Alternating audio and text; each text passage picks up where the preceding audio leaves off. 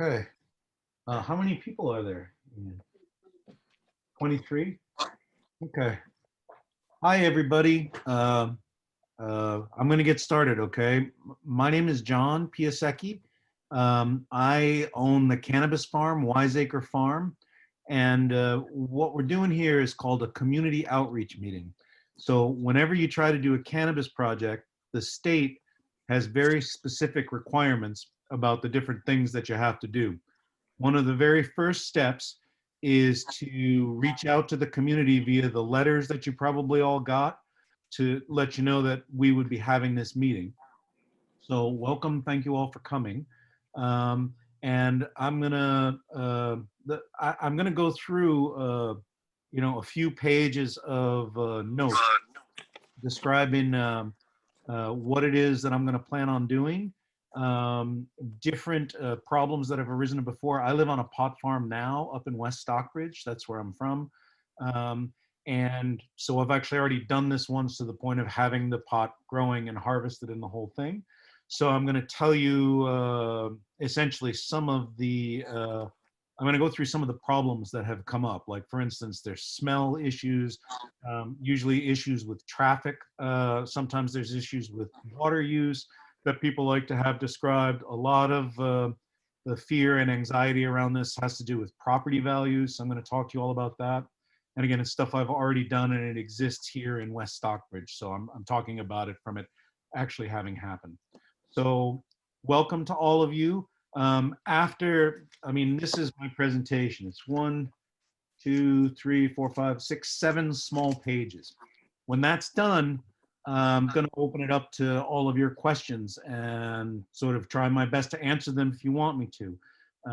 Essentially, you can do a couple things. You can sort of, if you just want to make a statement and you don't want to talk to me, you can say that. If you want me to answer what you had to say, you just let me know and I'll answer it. Okay, does that all make sense? Yeah? Okay. Yep. All right, so to start with, the property we're looking at is 286 Polikoff Road in Ashley Falls. It's the property owned by George and Rose Kronk. It's around 15 acres in size. It was a sawmill in the distant past, I guess, maybe the last 30 years, 20, 30 years. He logged it maybe 10 years ago. It's a fairly large parcel of land. It's accessed by a driveway on Polikoff Road. What we're planning to do is to make a farm. Essentially, we are proposing to make a 2.18 acre cannabis canopy there. So of the 15 acres that the parcel is, 2.18 or just a little bit less than 2.25 acres will be cannabis that we're growing. And I've got a bunch of drawings that I'm gonna switch over to and show you in just a minute so you can see where it's going. Essentially, we're pushing it as far back towards Ward's farm in the back there. There's a field back there. And our goal, and the reason that we chose this property is sort of twofold, or I chose the property. One, it's a big piece and it has actually perfect soil for growing pot. And we can make it so that the farm is going to be completely invisible. The cleared area where the cannabis will be growing is actually around 1,000 feet away from Polikoff Road. We'll get to that when you see the drawing. So once again, it's a 2.18 acre canopy. The space is larger than that because we got to mow between the rows and we got to turn the tractor from end to end where we do the rows. So there's a fence that the state requires that goes around it, which I'll describe later. And then outside that fence, we're going to have just a little pasture for space to make sure we can see if any people come over there.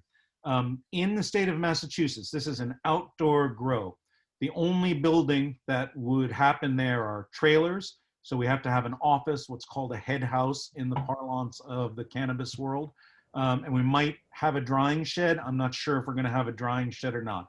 There's no buildings, there's no greenhouses, there's no extra light, there's no retail. This is a farm. So we grow the pot, we're wholesalers. We would grow the pot, dry it, and we'll probably sell it to 1 or 2 clients. And that's really it. It's not like Theory Wellness or The Pass or any of that. There's no store. No one comes there but the people that work. The stuff is transported by secure, tracked, armored vehicles that you can't tell. They're like little white minivans that you drive around. You never know what it was. So again, it has to be organic according to the state.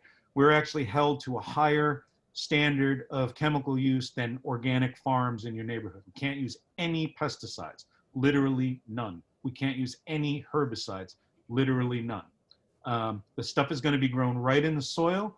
It's going to be watered with drip tape and emitters that run under, you might have seen it at Taft Farms. They run this like black plastic stuff. That goes on the row itself. Underneath there are 2 drip tape lines and then an emitter that we water with.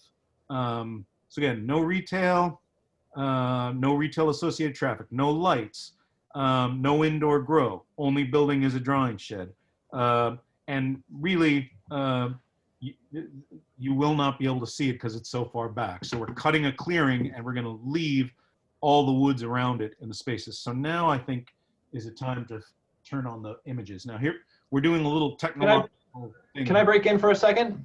If you really want to. The hope was to go through it, but no, I'm Ken Smith from the planning board, and I just want to verify that it's just Caitlin and myself on the call. If we have a third person, I need to open our meeting.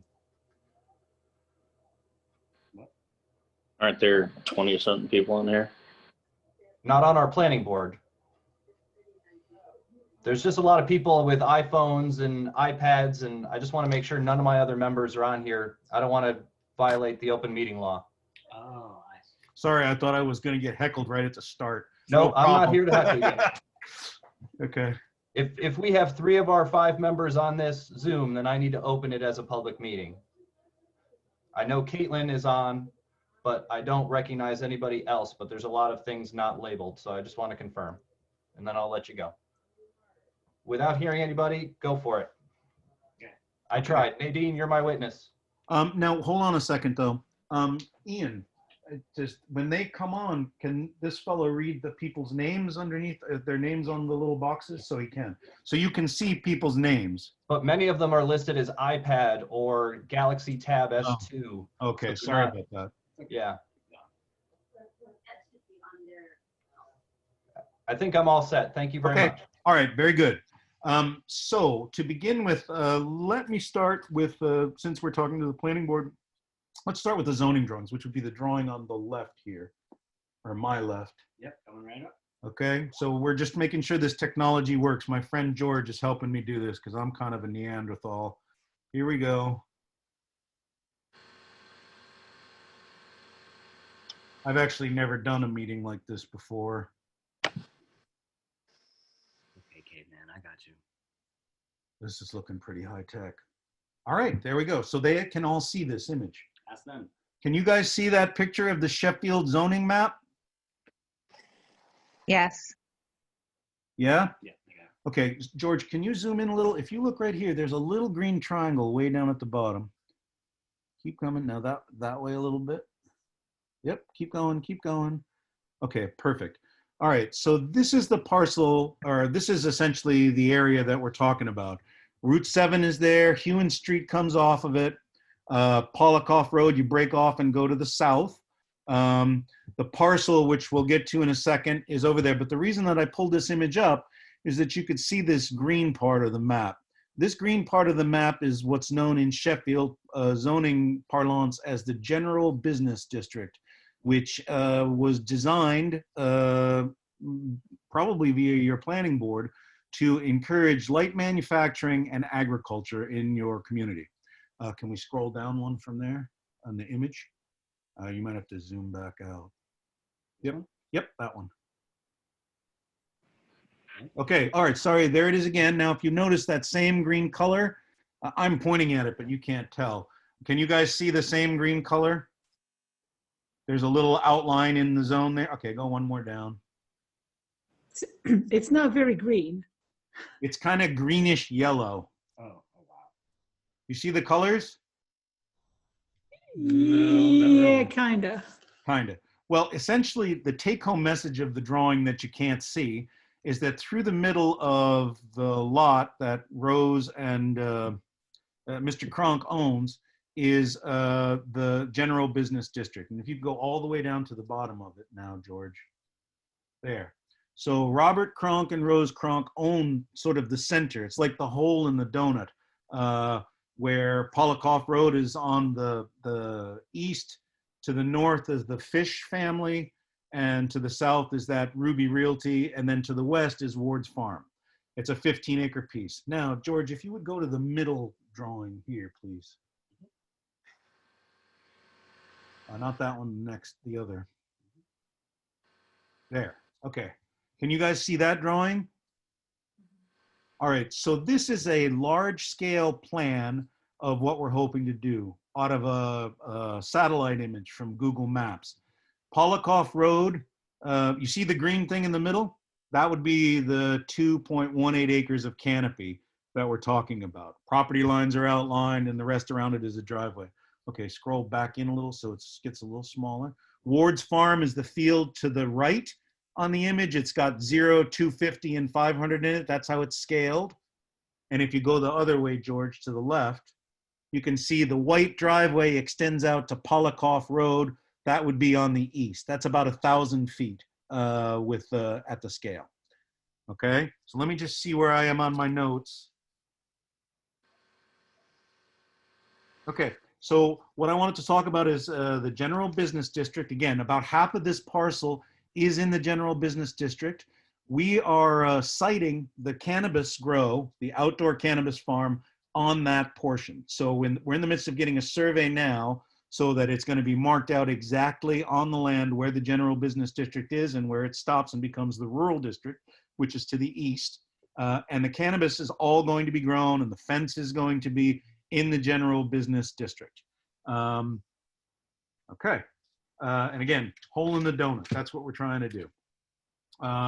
The state has very, very strict regulations. Again, I live on a pot farm. So at the pot farm, the fence is covered with probably 20 plus cameras that you're able to actually zoom in. And if you had a tattoo, I saw this happen in one of the tests, on your hand, it can zoom in and identify the tattoo. Anyone who comes in there and enters through the facility is going to be tracked electronically with both a personal ID number and a timestamp that's held, and that is all maintained in the data system. State requires that we do that.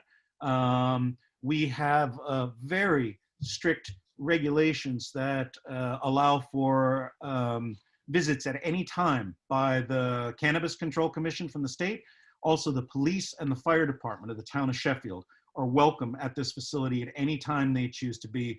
And at the same time, we would offer you guys as neighbors, should this come to pass, tours and invitations and whatnot so that you could see it. The 2.18 acres of canopy sits within a 15-acre parcel.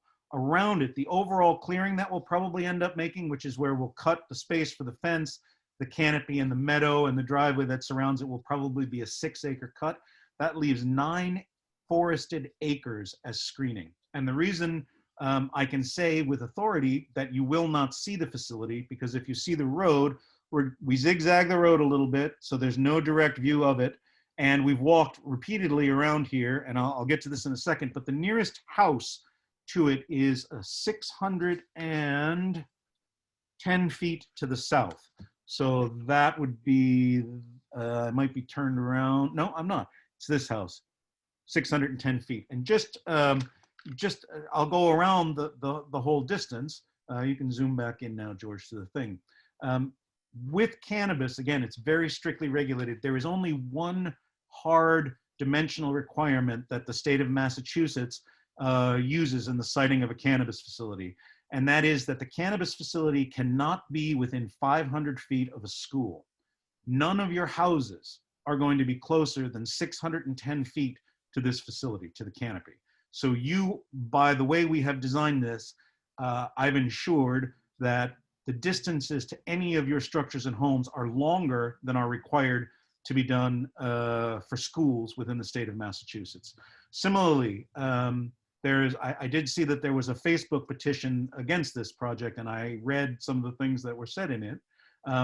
There is no possibility for me to enlarge this facility. I am only allowed this much canopy. You're not allowed to have more.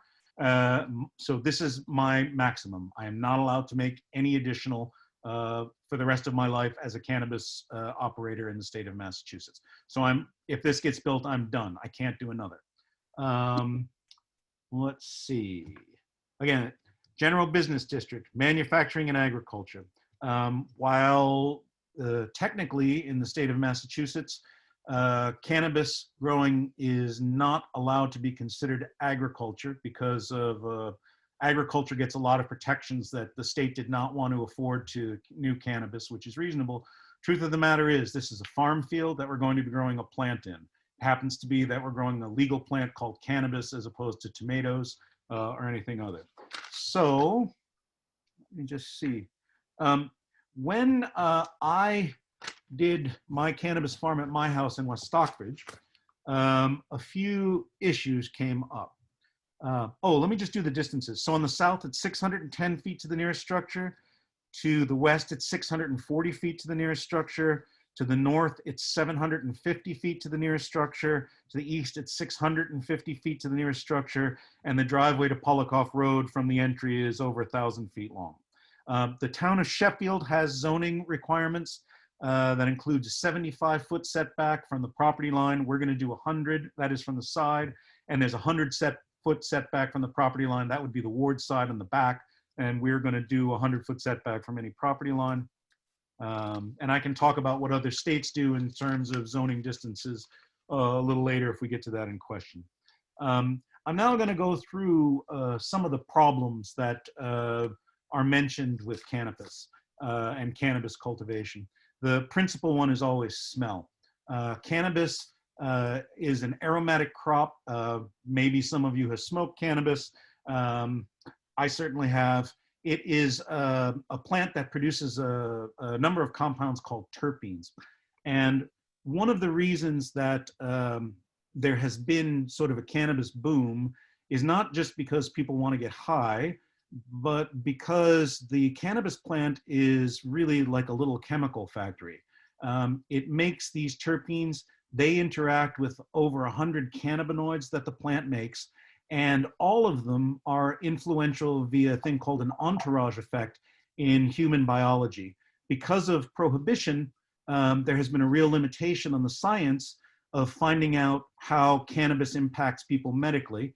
And the real reason I got growing into it lately is I'm in my 50s, I'm a stonemason, and many of my compatriots in the trades at this age are old and beaten up now. And I have been sort of breeding cannabis here for the last 6 or 7 years to try to help the people that I work with sleep and manage their pain. So that's one of the things that cannabis, but one of the side effects of that are those terpenes are volatilized, particularly starting in late September, running through the month of October, and around here ending in the first week of November. That's when the skunky smell of cannabis happens. And you've probably smelled it as you've gone down Route 7. It does happen. I'm not pretending that it doesn't happen. It does. It smells for that period of time. One of the things I noticed about this area is that Pine Island's digester is right near. That smells for particular periods of time as well. Now, with controlling cannabis smell, what's in this design right now are two things. First, there it is. First, by siting it as far away as we have from any of the houses, we've increased the distance between the 2.18 acres generation of the terpenes and the homes. And further, part of the security process surrounding it with the security fence, and that security fence is mandated to have a thing called a privacy screen. So you may have seen the one on Kellogg Road or in Bow Wow Road. It's essentially an 8-foot chain link fence. Oh yeah, that's good. You can zoom in on that a little bit, George. Thank you for anticipating that. So here in the center, the little stripies are supposed to be this. I drew this, so I did the best I could. The little stripies are the space that are in between the plants. So they're 5-foot rows of cannabis, and there's a 30-inch row in between that we mow with a lawnmower to maintain space between them. The cannabis rows have the drip irrigation and the plastic underneath them, and they have a series of T-posts on the side that hold this netting that helps support the plant. So here, keep zooming out a little bit so it gets smaller. Around that, you'll see there's a space. It says lawn on it. There's an access road or a work road that's around it.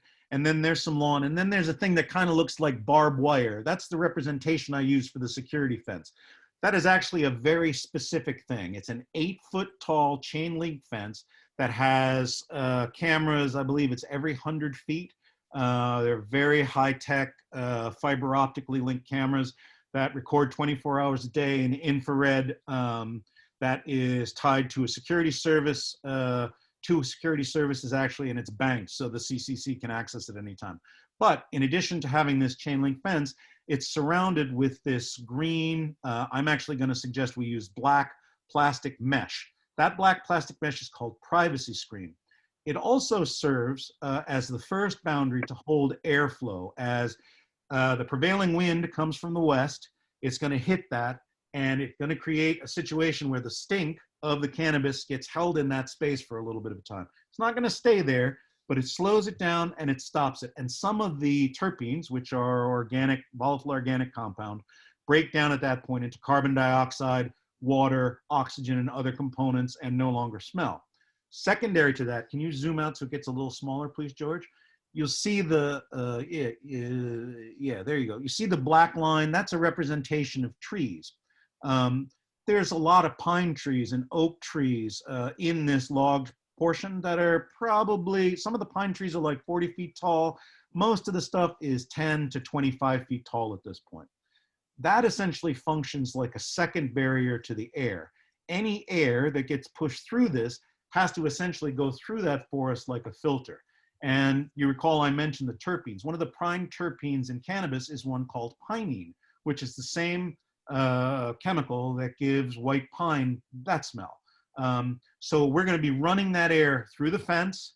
Then to get to your houses, it has to go like 400 or 500 feet through the woods.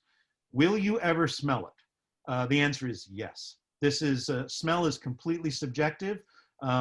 Where I live, at my cannabis farm, my closest neighbor's door is 50 feet from my cannabis canopy. She doesn't smell it. My door is 100 feet away. I smell it.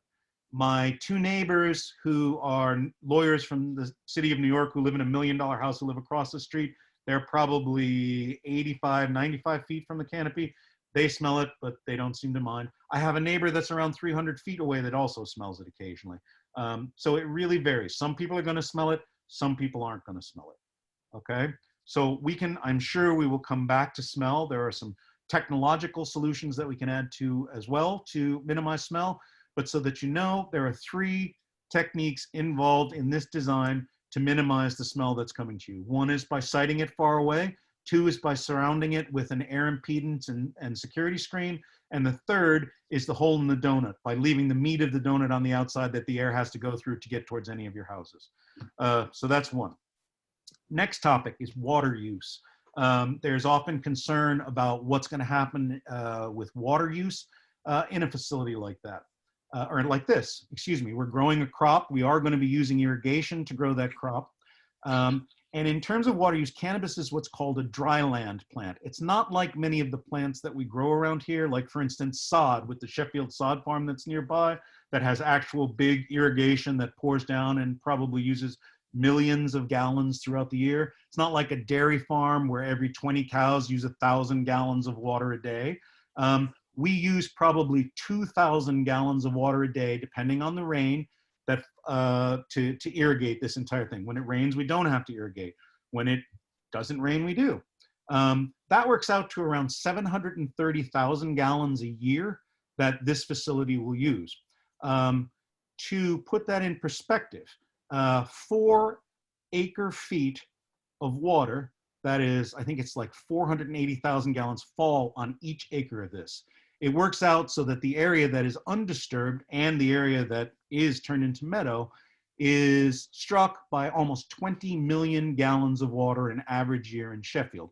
Of that, about 1/3 is diverted out through evapotranspiration back to the sky from the plants and evaporation. The rest of it goes down through into the aquifer, which, as all of you who live there know, this is a sandy spot with a fairly shallow aquifer. So the recharge relative to the use on this, the water that we use relative to the recharge for an annual base, on an annual basis, is 3%. 3% of the water that falls on this will be used on the crops or on the pot. The rest of it goes right back down into the aquifer. Further, there are two USGS monitoring wells in this neighborhood. One is up on Hewen Street, which you can sometimes see as you go off there. The other is a little bit further south on Polikoff Road. Because your wells are so shallow and you have Pine Island and you have the sod farm, your water has tested, or the water that's in the top sort of 20 or 30 feet of this has tested positive with various pesticides, which we can't have in our crop. The rigors of testing the cannabis are so much that the residual pesticides that you already have in your groundwater for a shallow well preclude our using it. So we have to dig a deeper well to get down towards bedrock, certainly very deep down into the situation to use it. And we're probably gonna have to filter the water to be able to irrigate our cannabis with on it, or we will fail our tests. So the goal here is we're not going to be using any of the shallow surface water. You probably all know this, but your water table can range from 6 feet down to 20 feet down. Last year was a drought. Any of you that had wells in the 18 to 20 feet probably went dry last year and had to re-drill. We're going to be so far down below this, we're in a completely different creature of water than you're using. And again, we use 3% of what falls, 97% goes to recharge. That's our water use. Another problem people often bring up about this is traffic. What's happening in Sheffield now is actually kind of a renaissance in terms of figuring out what the cannabis industry, which is now worth $1 billion a year just in the state of Massachusetts, is going to look like. You have the highest density of cannabis farms. Your zoning bylaws encourage cannabis because somehow someone has made a decision to encourage this to sort of replace some of the lost jobs that had happened vis-a-vis manufacturing. What is beginning to happen in Sheffield is kind of what happened in Humboldt County 20, 25 years ago. A lot of people are coming from the West. A lot of fairly talented, scientifically oriented people like me are becoming involved in this because this is a big industry. And we are trying to crack the nut of how to effectively grow cannabis in New England. It's actually quite challenging. Our growing season is much more restrictive than they have in California and Colorado. Our moisture regime is much harder to deal with the strains that have been bred via cannabis. So there's really a lot of research and thought going into this. It's happening on the Theory Farm. It's happening up at the Nova Farm. It's happening at the Pass. It's happening at Canna Provisions. And I think there's actually a couple others in the work as well. What this is trying to do is to learn how to operate cannabis at scale. So our goal is to try to begin to mechanize some of the procedures that are now being handled by an influx of lots and lots of people, with the pruning, with the trimming, with the harvesting, with the care. So our model at this point, and the reason I'm saying this, because our model at this point has 5 full-time employees that work there from sort of late March till the end of November. 1 or 2 people will probably operate in and out of that in the winter months. That's December, January, and February, and most of March. So for the majority of the time, there's 5 to 7 people that are working there. During harvest season, again, this is from late September to early November, we anticipate having 12 people work there. So don't forget to breathe. I appreciate that. So you're going to be getting 5 cars going onto a 15-acre parcel onto Polikoff Road daily for work during the majority of the growing season. In September, October, and November, you're going to have 12 cars going in there. We might be wrong. Maybe it'll go to 15. Maybe it'll only be 3. If it's a real problem, we can figure something out, but it's a fairly light touch. No trucks. Like we could put an excavation business here. That's in the general manufacturing district. We're not having, it's not like Century Acquisitions. We're not running dump trucks full of stuff up and down the road. It's 5 people in cars coming. Maybe they can even carpool. I don't know, but I want you to understand that in terms of what we anticipate the traffic to be. There is no sales operation here. It is only wholesale. And because of the process, the town of Sheffield is essentially a 3% owner of this. So this is a wholesale facility. When we execute, or if we're fortunate enough to execute our host community agreement, we sign on the dotted line and give 3% of our gross wholesale sales to the state, or to the state, excuse me, to the town of Sheffield directly. For a project like this, that will run through a payment of between $240,000 and $300,000 annually. So that's traffic. Could you explain the numbers there again? Because I calculated $1 million in wholesale sales as $30,000 back to the town of Sheffield. Yep, imagine if it explain- was $10 million of wholesale sales. $10 million is what you're planning on growing in our That's the neighborhood. best case scenario, yes. $10 Wow, million. that seems different than what I thought. Wow, okay. The 2.25. Have you been to our neighborhood? I'm just curious. Have you been in our neighborhood? Have you seen? I have. Yes, I have. But maybe. Cool. Have you seen all the bottles up and down the street? I'm just curious if you've been in our neighborhood at I all. have been in your neighborhood. I have not seen the bottles up and down the street. But Okay, I can come look if you want. But if you want to get into it with me, which I think I want to make sure that you can. Sure, I think raised maybe my let- hand a while ago. I did have some other things I wanted to say, so I was just waiting for someone to acknowledge me, and I was curious. $10 million is a lot more than $1 million. I'm Page 5 of 7. So I'm almost done. got it. Okay, thank you.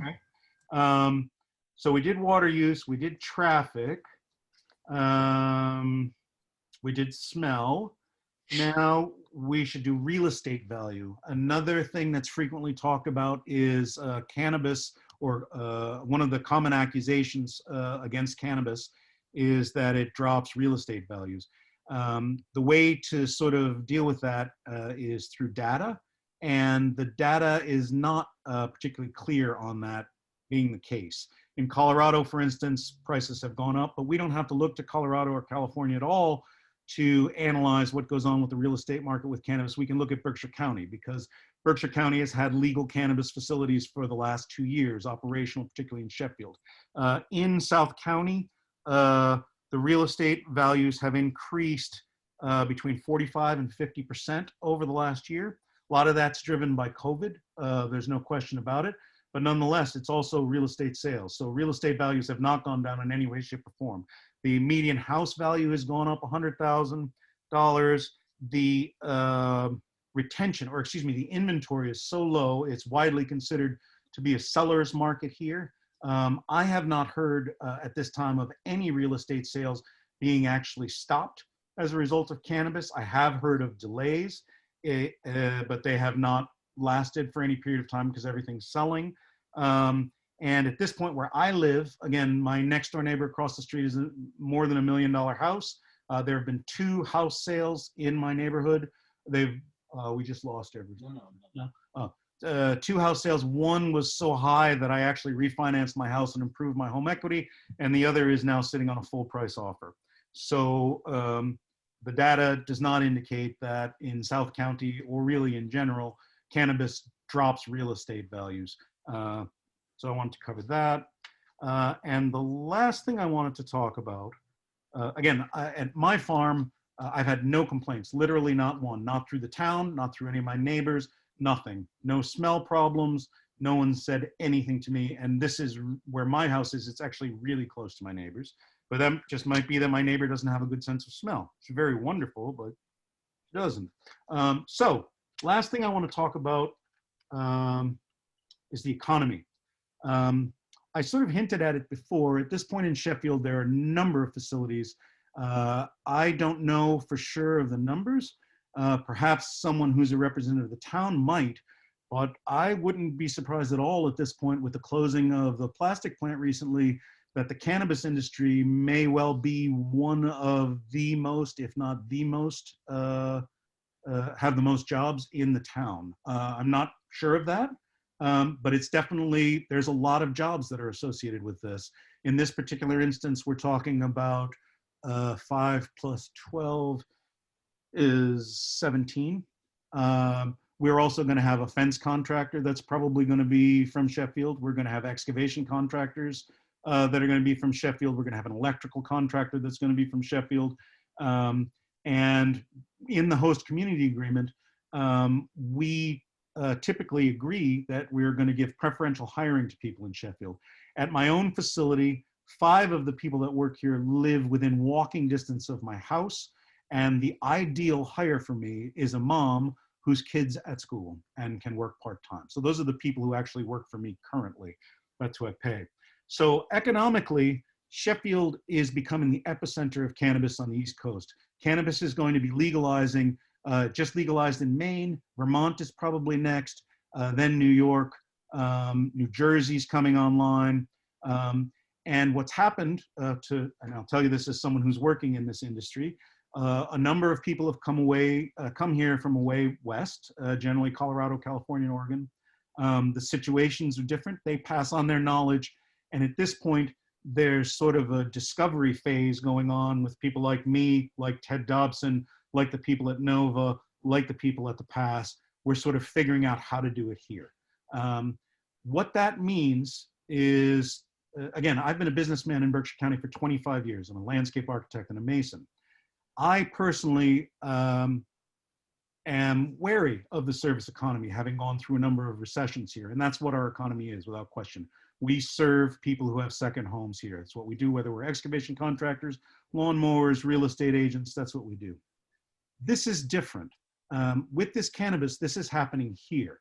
We are the epicenter. Sheffield is actually the epicenter of it. This is an industry that is gigantic and growing.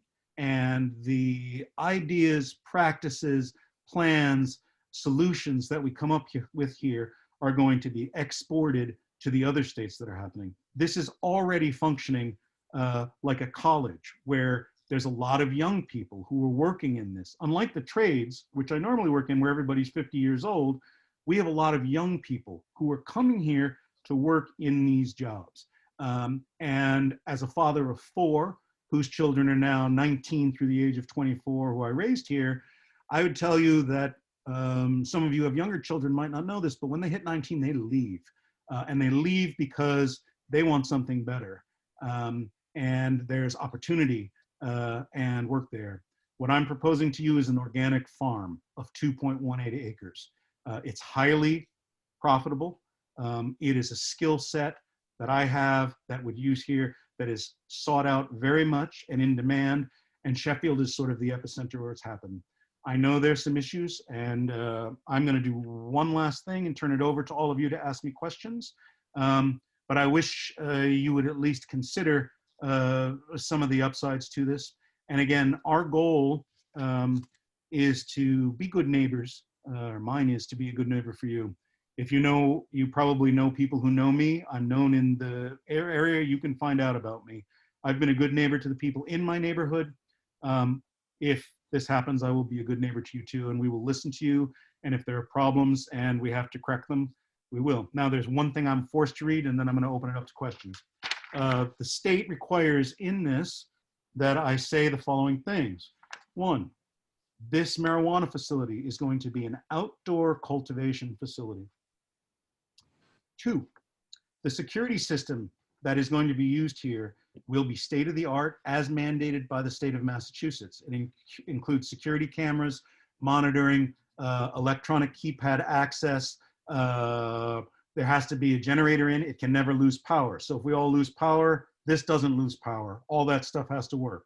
There are alarms. If anyone goes through it, it doesn't make noise. We're connected and the police are connected immediately. And it's not just me monitoring it, it's a third party as well. Second, our goal is to comply with the requirements. This is, again, a legal business. This is authorized by the state of Massachusetts. It has some of the most vigorous regulations that are on any industry in the state. We will not allow any of our products to be diverted out of it. And the real reason for that is if they do that, if the product's diverted, it's costing us money. So we are required to track and inventory and audit and monitor all this stuff on very regular levels. And it has to be taken care of in both the metric system, that's the software that uses to monitor it, and physical audits. And there has to be a paper trail for that. And that has to be presented to the Cannabis Control Commission. The inspection process is very elaborate. There are 3 mandatory inspections by the CCC. We can do it. We'll have to submit probably a 74-page book during the application process that's reviewed. All that is going to be happening in this. We are required as part of our effort to submit a plan to positively impact the community that's around there. So unlike many of the other businesses, that's one of the things we have to do. Whether you agree with what we do or not, I don't know. I haven't really come up with it yet. I'm probably going to wait to see if anything comes out of this and talk to the selectmen to see what happens. But we're obliged to donate not only, or not donate, but give not only the 3% to the town.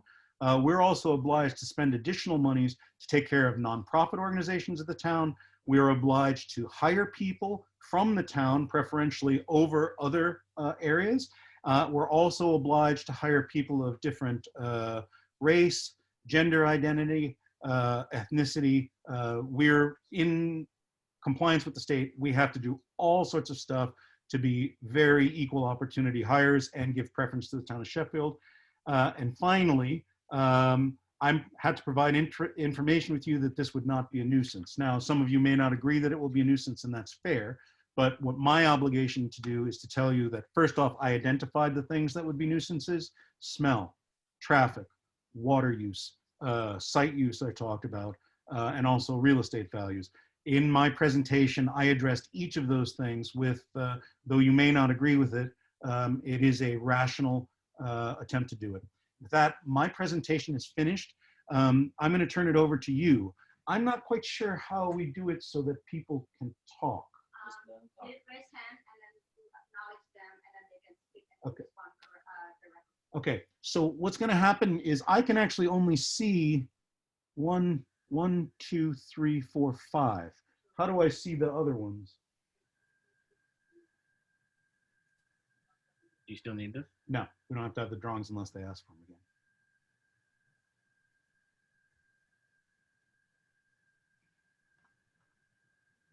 Okay.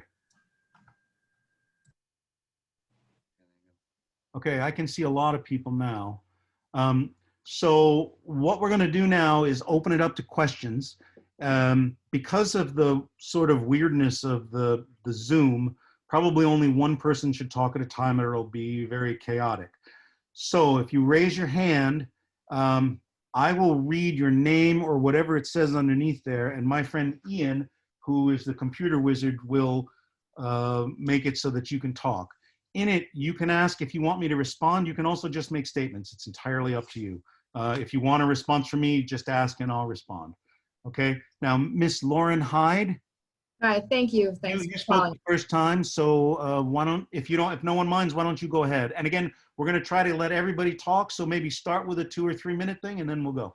Great. So thank you for the presentation. I do wish it was a little bit bigger. It was a little bit hard to see on the iPhone, but I appreciate all the work that was put into that. Thank you. In this property, I was curious if you took into account the abutters in comparison to other farms that are doing business right now. We have the farm on Kellogg Road has 14 abutters, 3 are residential. The average residential acreage of those abutters is 22 acres. On Bow Wow, you have 12 abutters, 6 are residential. There's a pond there, so the residential acreage is about 4 acres per residence. And then here at this particular place that you chose, there's 40 abutters, 32 are residential, and the average acreage is 2.8 acres. This is very much a residential neighborhood. This isn't Route 41, which I think your farm in West Stockbridge is on. And it's very much like a community. On any given day, you'll be out and there'll be kids learning how to ride their bike. There'll be people walking up and down the road. I'm just curious how this particular site in a residential neighborhood was of interest. And I also wanted to ask Ken Smith to weigh in and say if there is or is not another cannabis farm that is scheduled to be on Polikoff Road towards the Canaan town line. Ken, do you want to go first? Yeah, another farm has shown interest and has had their public outreach meeting at this point. They have not come before the planning board for any part of the special permit process. Thank you. In terms of the number of residences there, I live in the little village of Williamsville. And so that we have actually quite a few neighbors. It's fairly common for me and my neighbors to, I have a little farm with animals also. Mine is sort of a kid destination, even now that the pot farm is there. So people often will bring their children to get eggs from our farm, to visit with our animals, all while the pot is there. Again, I don't have any problem at all with a legal agricultural product in a neighborhood that's zoned in the general business district. To be honest with you, the real reason that I picked this is because there are 860 acres of the kind of soil that exists on this particular land in the entire county. The majority of it has been developed. It is literally the best soil for growing cannabis in the entire county, if not the Commonwealth. So that's why I picked it. And when I saw that the general business district was there and that the zoning was such that I would be such great distances from anything, that's what really cued me into using it. So again, I invite all sorts of people with kids. The people who are here now with me, their kids come fairly frequently to, they don't see the pot farm, but they see the animals. In fact, the entire neighborhood does, because it's a legal business. I have nothing to be ashamed of or in any way, shape, or form from. It's whether I was growing carrots or tomatoes or cannabis, no problem. I don't have farm any- myself, and I mostly am, concerned about my soil content has the best compost. So I'm very surprised as I grow things in my own yard that you would say that this is the best soil. So that is entertaining to me, but thank you for the comment. And I also think that your statement about $10 million in sales seems to be pretty unrealistic. I'm very think that that's a large shoot for the stars. I don't know that $10 million in sales, in wholesale sales, is going to come out of a 2-acre farm in Sheffield. Maybe out of a 10-acre farm, but you're not. This is the max. You're not allowed to do any more than this. This is it. But what I'm saying is, I don't think that the town of Sheffield is going to benefit $240,000, like you said, because you're going to have $10 million in sales on 2 acres. Okay. I certainly could be wrong, but I just think that was The beauty miss. of it is you're going to find out exactly, because we're required to report quarterly on any sale that we have. And I believe that's public information, no, Mr. Smith, or do you know? I would love to see the numbers broken down from the other 2 farms that are in Sheffield already, including Nova and Theory's Theory? operation on Bow Wow. Yeah. I'd imagine that would be public information, but I don't know for sure. We haven't seen anything. I'm also on the finance committee and we haven't seen anything yet because it all routes through the state and then the state pays us the amount. So to my knowledge, I have personally on my finance committee time have not seen any of the payments yet. So $0, Ken, has come out of. I don't want to say there's $0. We haven't but had a finance committee meeting since. I'm just definitely saying, since you haven't COVID, seen so. a check for $240,000 come through the town anytime. I have not. That doesn't mean there hasn't been. Okay, fair enough. Okay, I think I said what I wanted to say for my Okay. piece. Thank you so much. Who would like to go next? Judy Webb. Can you see Judy Webb, Ian? Hi, Judy. Oh, you're muted. There you go. I have a question for you regarding your statement about our wells being shallow. Mhm. I, for instance, have a very sensitivity to this as my new well was just dug. I've been a resident on this road for almost 30 years. Mhm. You're saying wells at 20 feet. I do not believe that is accurate because my well driller alone said the typical well is 200 to 300 feet. We live in a sandy area, so our wells are very easily compromised. Mine collapsed on December 23rd. I am extremely concerned about this well. It is not a 20-foot well. It was a 205-foot well this time. My neighbors all have 300-foot wells. And I know you say that's going back in, but several of us in this neighborhood have had to apply for permits to get new wells because they're collapsing from other businesses in the area. So I would like to know where that data comes from so that we could confirm or deny it. Yep. So essentially, I was trying to find information about depth to bedrock because I want to get my well down into that bedrock layer.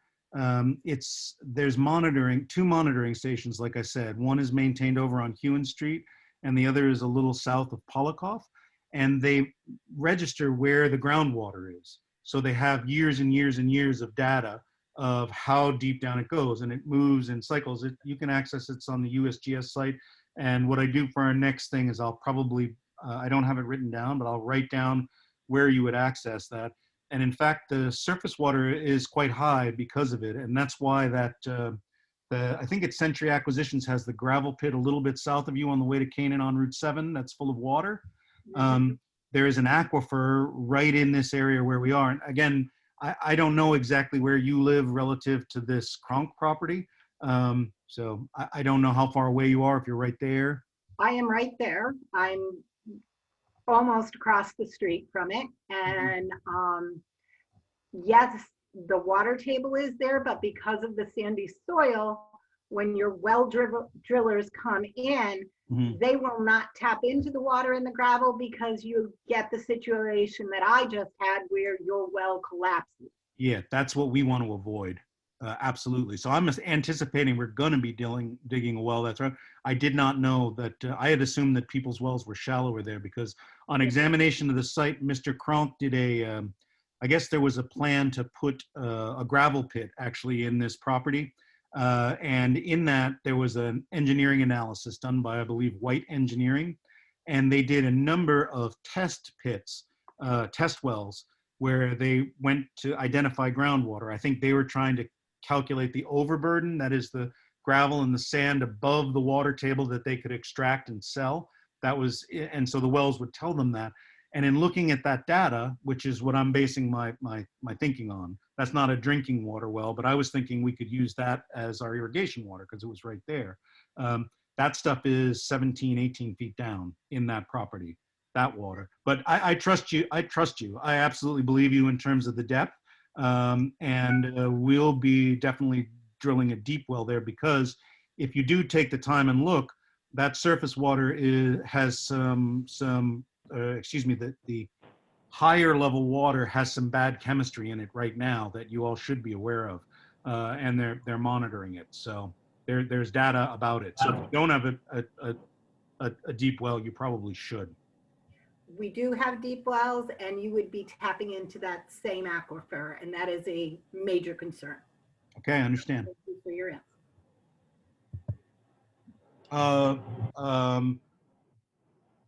Tracy Stoddard. Hi. Hi, Tracy. Hey, how are you? Good.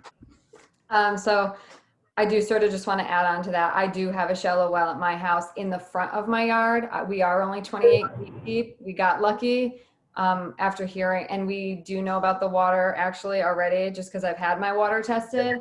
When I originally did my house, we tried to dig our well out back and we couldn't even hit water. And we dug deep and we couldn't hit water. And I didn't do a drilled well, but I did a dug well and we couldn't reach water even with a dug well. So we opted to move it back to the front lawn where it originally existed anyway. So I just wanted to tack onto that. But my question, I have a few questions. You mentioned selling to potential 2 people. Can you share who they are? I cannot. Okay. So my first theory for that is that these 2 people are not going to be in town right now because we only, the past grows their own for the most part. And I don't know if they would buy out of their own building, which means all of your sales will go out of Sheffield, which in return, all of that money will go to those towns. They will sell and they will make the money off of us. So that's one thing that people should be aware of.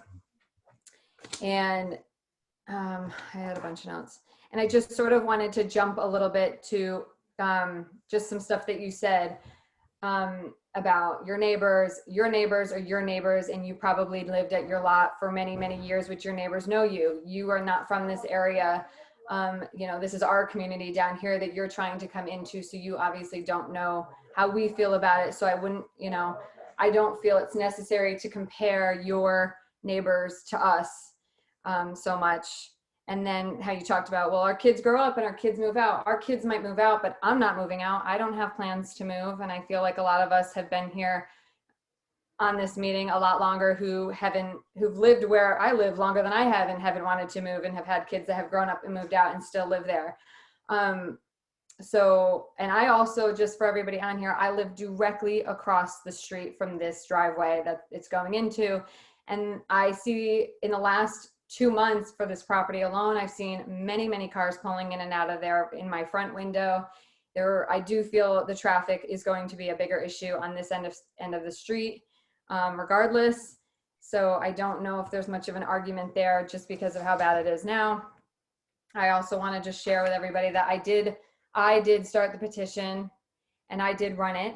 And there's about, I'm going to sort of roughly say this, there was roughly 40 some abutters, and I have half of the signatures who are against this. And I just want to thank anybody who's on there for signing it.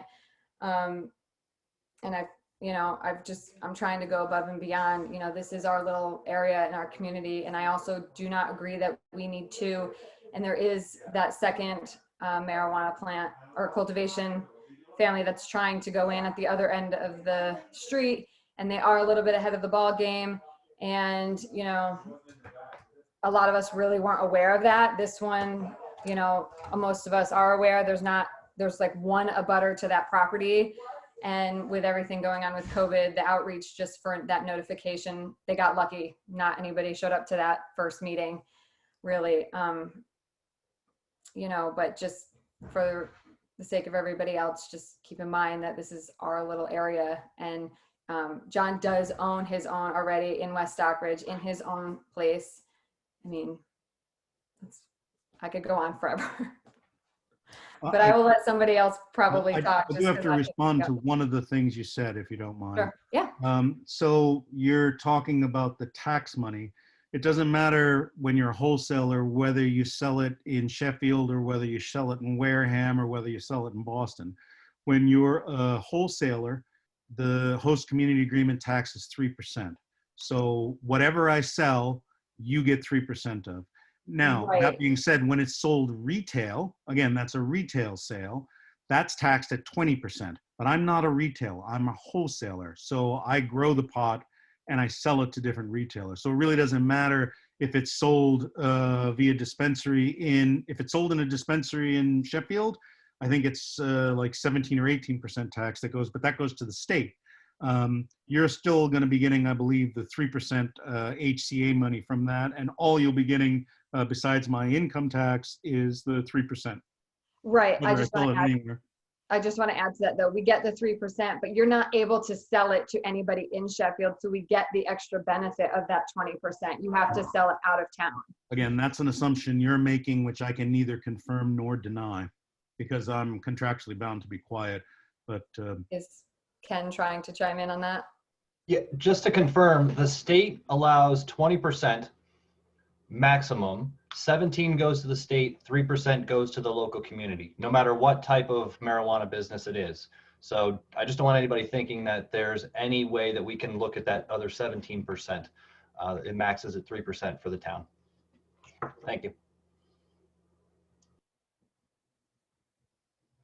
Okay, I'll let somebody else can chime in. if anyone's, okay, S Race. Can you see them?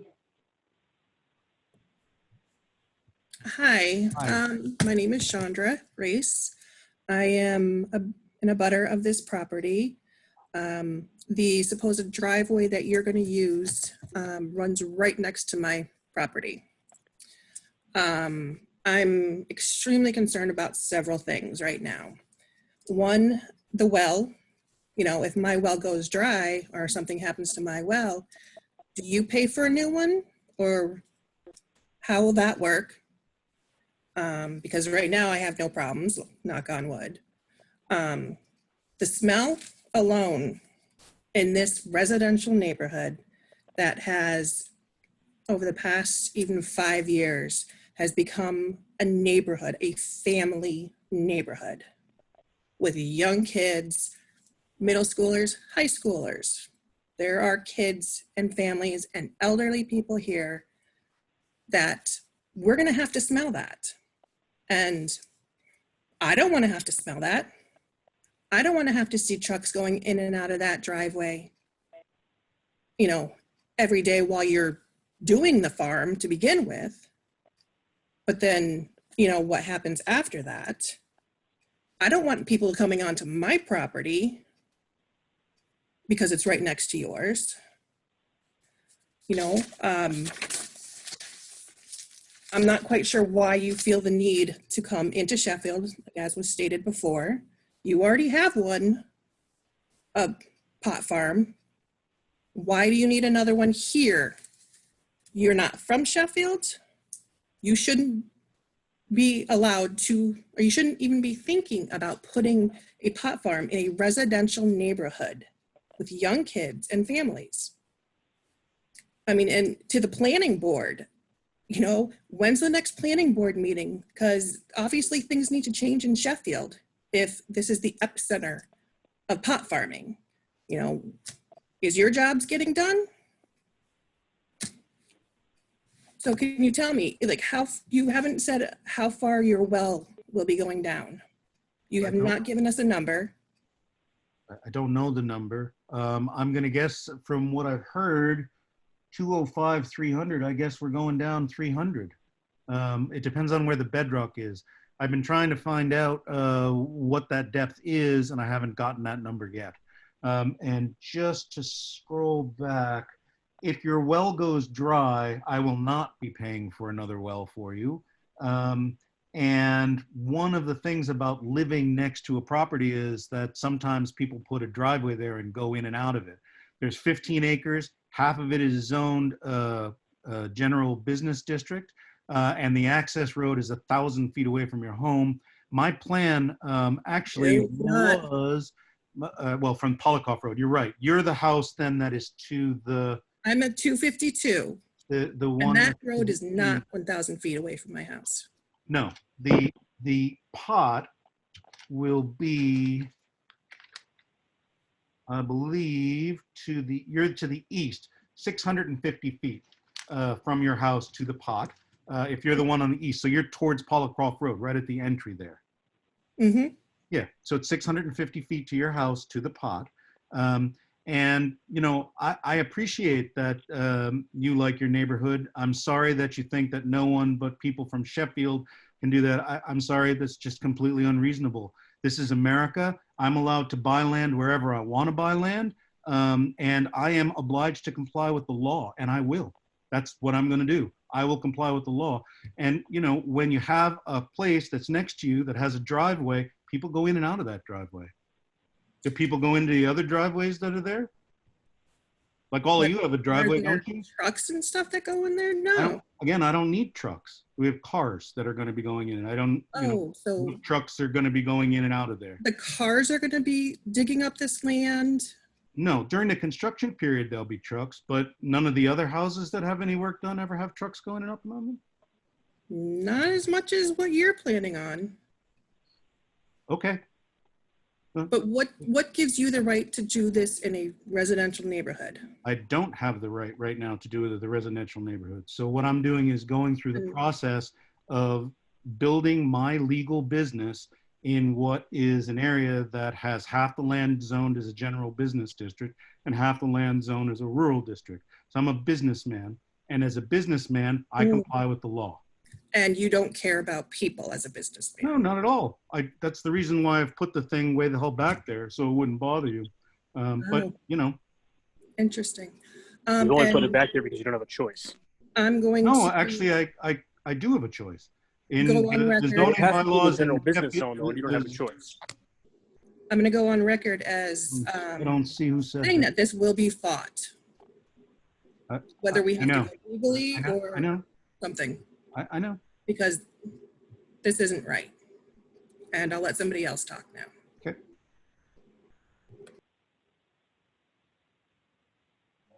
Does anyone have their hand up? Hi there, I'm Caitlin from the planning board in Sheffield. And I just wanted to make sure I had seen in the comments that Beverly had a question and she didn't know how to raise her hand. So I just wanted to make sure if you could have someone read her comments, and if you could answer it for her, I would really appreciate that. Do we have a Beverly that we can let speak? Can someone? Hello, this is Beverly. Can you hear me? Yeah, we can hear Beverly. Okay, hi. Hi. Yeah, I understood that there's a contract with this, a 5-year contract. Um, Is not that quite sure what correct? you mean. 5-year contract there- for what? For growing on this property? I'm not quite sure what you mean.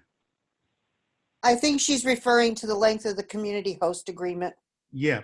So part of the law is that we have to execute a thing called a host community agreement, which is where the town has regulations for us that we have to comply with, and we have to agree to give them the 3% of our gross and several other things. It's actually fairly involved, and I do believe that it is reevaluated every 5 years. I think that's correct on the host community agreement.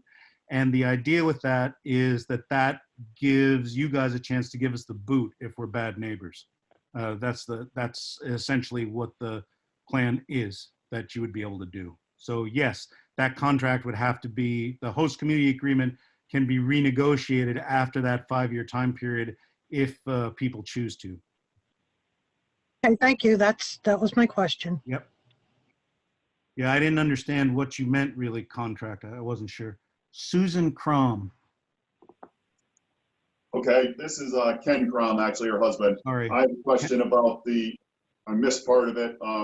Why does the driveway actually have to be on Polycoff Road? If this is part of the industrial park, why can't a driveway be on that side of the property, et cetera? Right now, the way it's configured, the only road access is on Polycoff Road, which is, I guess, where a sawmill used to be in the distant past. There's the ruins of it there now, and that's how that parcel is accessed at this time. That's the only road access we have. Otherwise, it's all interior land without road access. So you're saying that there's no possible way that the town could concede some of the land from the industrial park to make access that way, so that I would be more than happy to do that.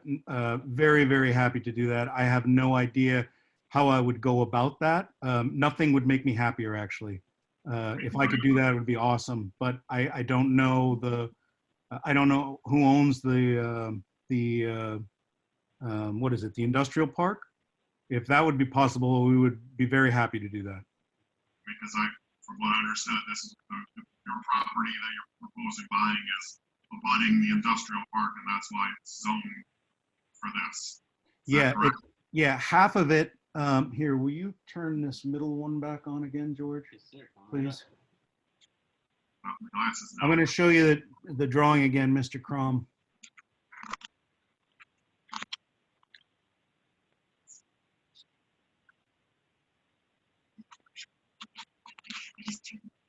Sorry.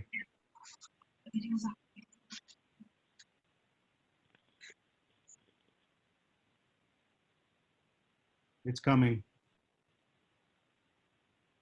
This one? Yep.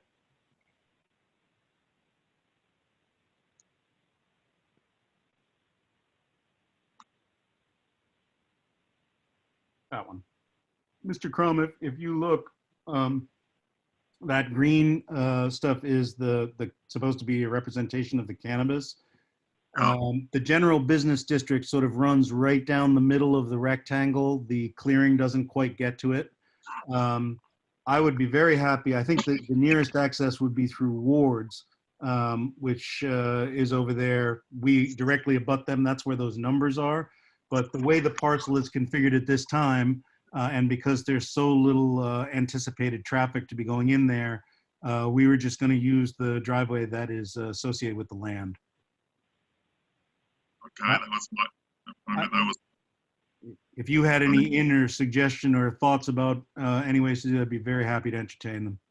I don't know why the town wouldn't look into that. I mean, if this is the reason the town is considering allowing that, then they should do this. I mean, I'm a longtime resident, etc., on Polycoff Road. Actually, next door neighbor to Tracy, across the street from the lot, across the street from all the Kronks, etc. So as far as neighborhoods go, I'll just chime in. I don't know if anybody realizes it, the town realizes it. This is probably the most densely populated area of South County. I believe if 1 out of 2 residents on this road does have school-age children, I believe the remainder of those residents are longtime residents that have had kids that have moved away, etc. I fall into both categories where I still have school-age children here and have kids that are old enough to not live here. I mean, I don't understand the town. I understand your right to propose this and want to do business, etc. But as far as the location, you know what I mean? It is, in real estate, it is location, location, location, location. That's the first thing when someone buys a place, it is location. What is the location? You know what I mean? Do they got good schools, etc. I mean, if someone can guarantee me that my property value is not going to go down because of this, I can consider saying yes. I mean, I shouldn't lose money. I've been here a long time. I am eventually going to retire and probably move down where it is warmer, etc. But I don't want to lose money because this is my next door neighbor, which this will be. You know, they say things abut it, but this is directly across the street from me. So, you know what I mean? Something if the town guarantees me, I am going to get a fair market appraisal of my property right now before this goes any further. I mean, if the market in the whole neighborhood tanks, then obviously, or I should say all of South County, then, you know, that's on me. But all of a sudden, only the property values go down on Polycoff Road. I mean, is the town going to reimburse me? I would guess Probably not. Probably not. Yeah, exactly. Probably not. Yeah, I would guess not.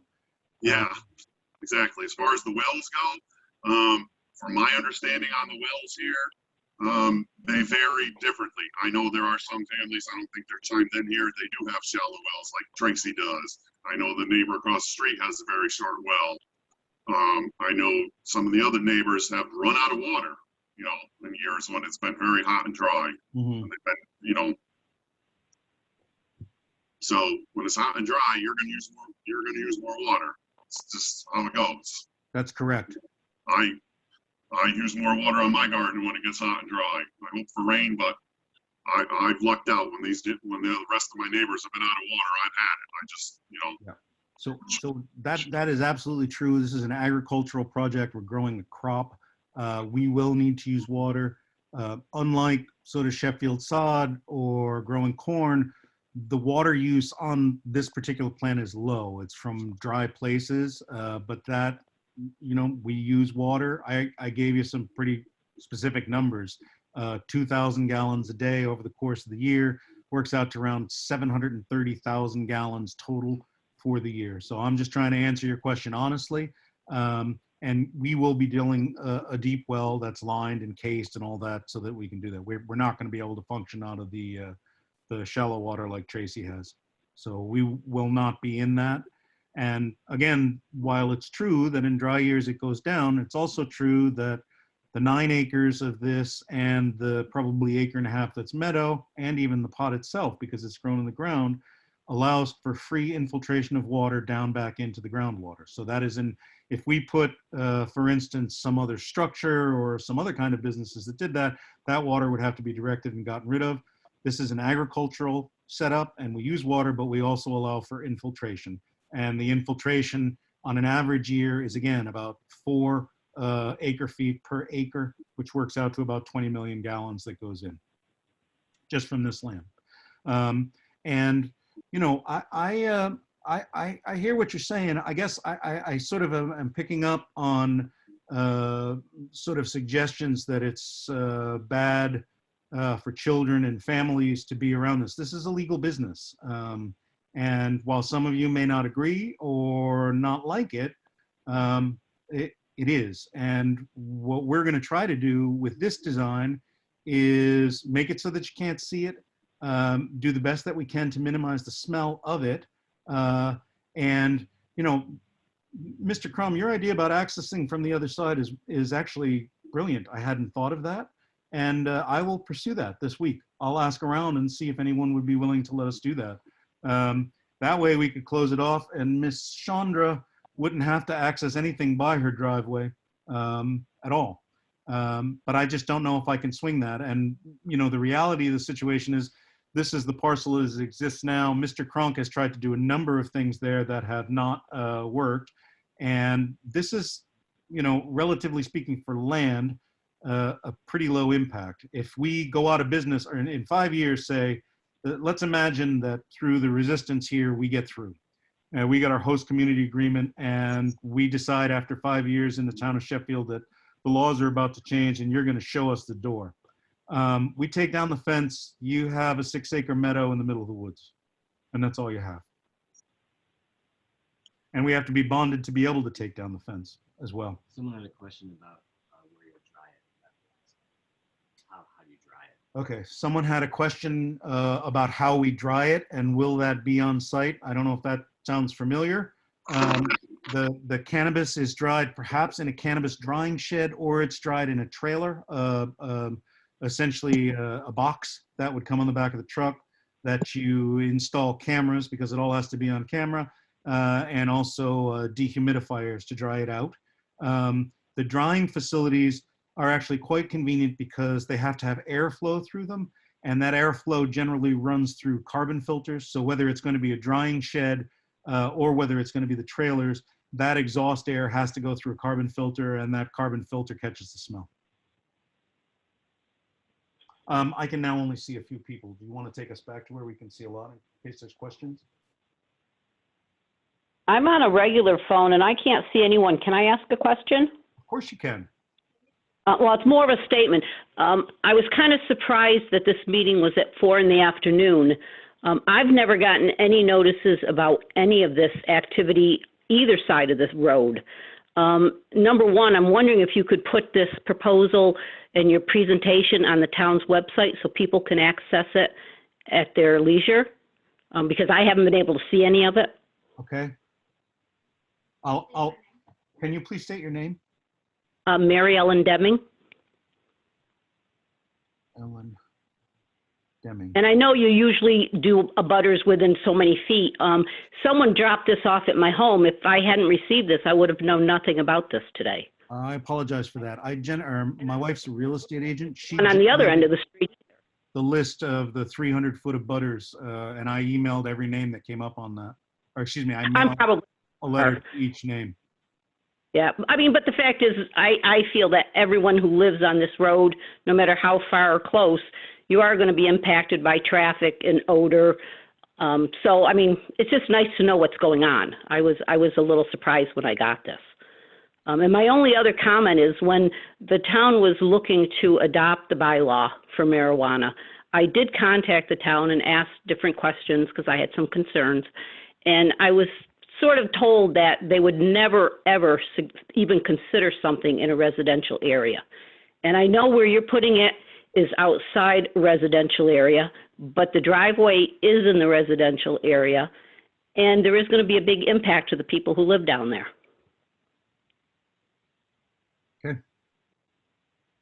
And that was, just a couple comments I had, but if you could, I would appreciate getting it up on the website just so that I could look at this a little better and know what's, you know, what everything is. We're about to go through 2 additional steps with the town.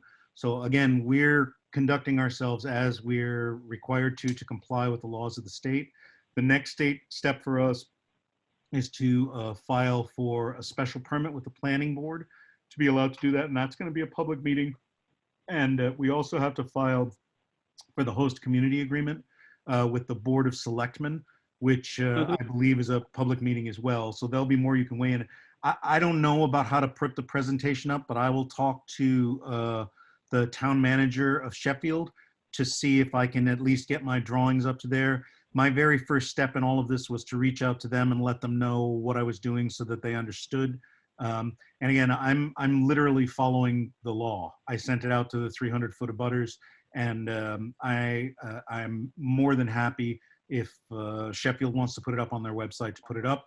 And I'm telling you what all the next steps are so that you can come to those meetings and participate in them, because that's what you should do. And, you know, I would like to be a good neighbor. I know a lot of you are skeptical that I would be able to, and I appreciate that. But nonetheless, I really would. And though you might not see it, and I know that it's difficult, I'm trying through this design to get it as far away from your houses as I can. It's farther than any school requirement is required to have. I've tried to minimize the traffic to, maybe 17 cars during the harvest season. And I've tried to put these things in place for smell that can control it. And I have a bunch of technology that I can also deploy should the smell become an issue. There are a number of things that you can use to deal with that via enzymes and the covering of it. And again, it's subjective. Some of you will smell it and some of you won't. John, can I just chime in? Alyssa Kellerhouse-Jones has raised her hand. Hi, John, thanks. Hi. We talked about use of water, but can you speak to the runoff of the water and what is planned to be done with the water? Is there any concerns about the runoff and how it might affect our water? Again, as the state requires, it has to be an organic practice to be done, so there's no herbicides or pesticides that can be used.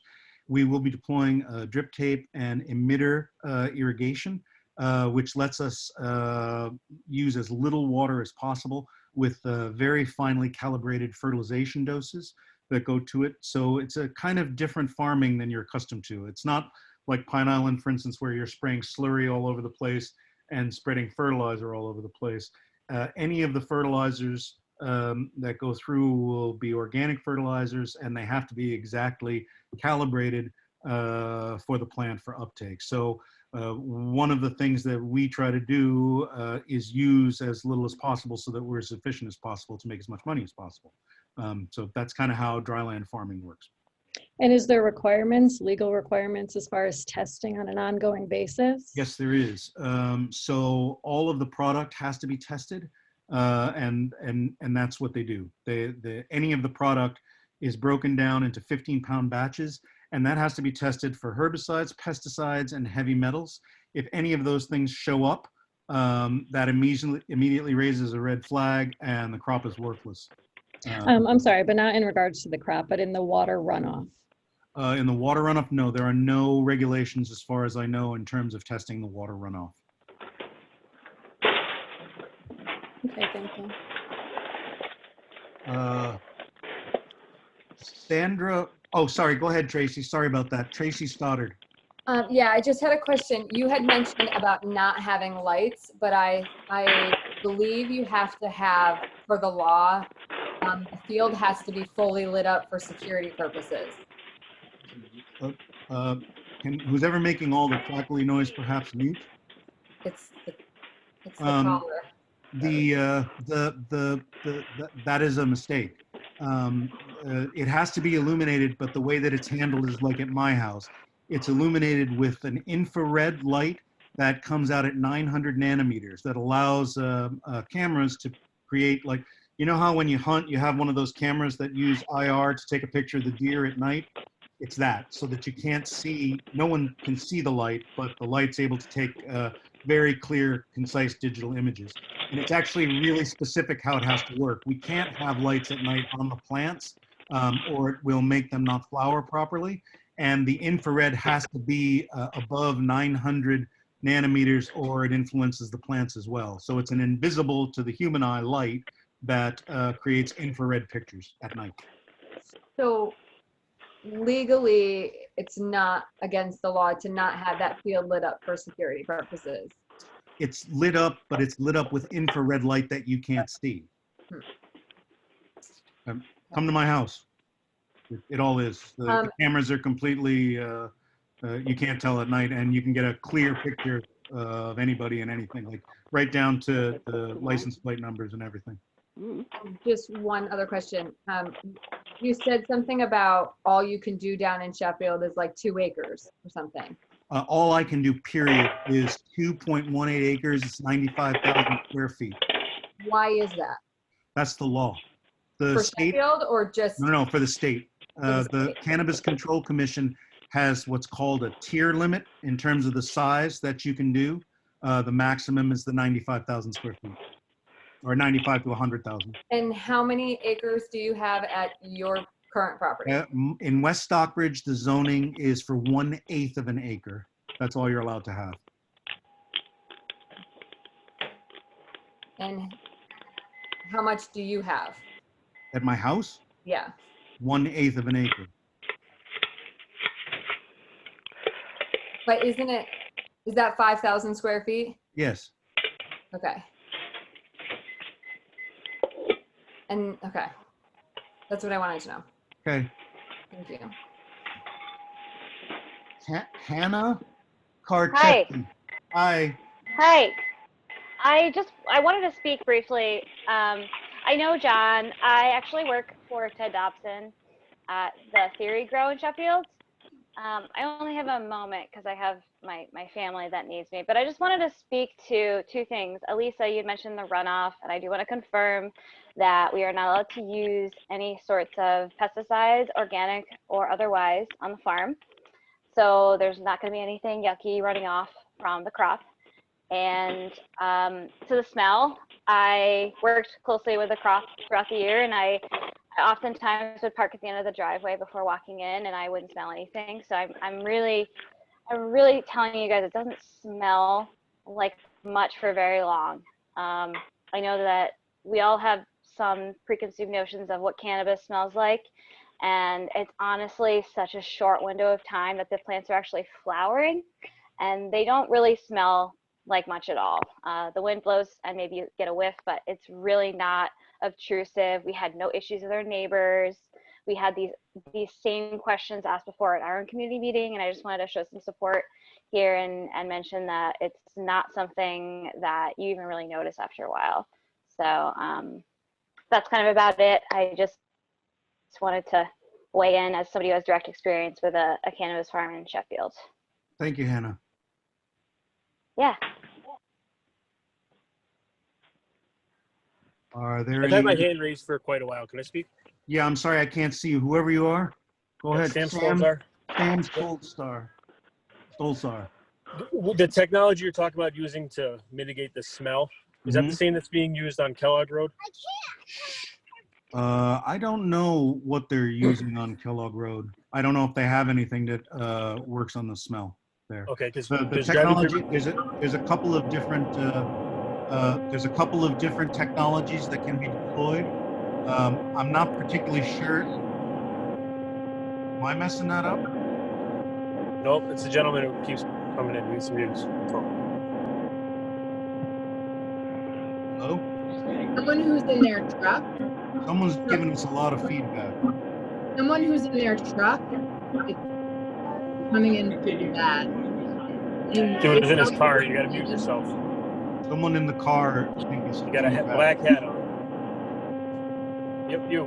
Black hat. You got to mute yourself. I think you have to mute yourself, sir. You can mute them as the. You're coming up as iPhone. Did you mute them? Dude who just took his hat off. That's you. John, you can mute him from your end. All right.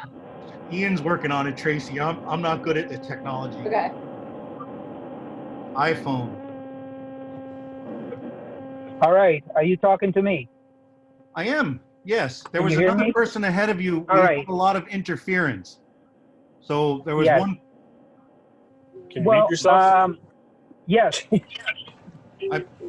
So first of all, I'm a father of 3 kids. And